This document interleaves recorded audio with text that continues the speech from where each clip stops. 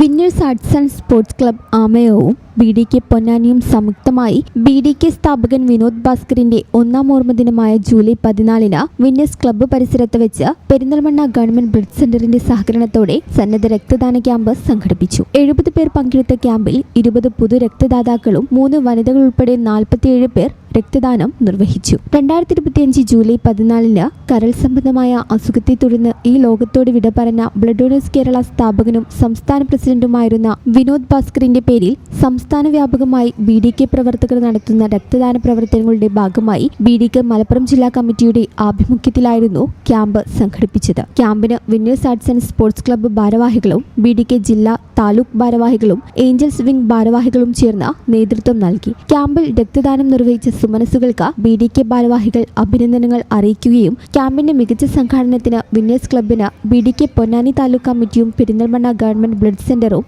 ഉപഹാരവും നൽകി. ഈ channel news ചെങ്ങരംകുളം.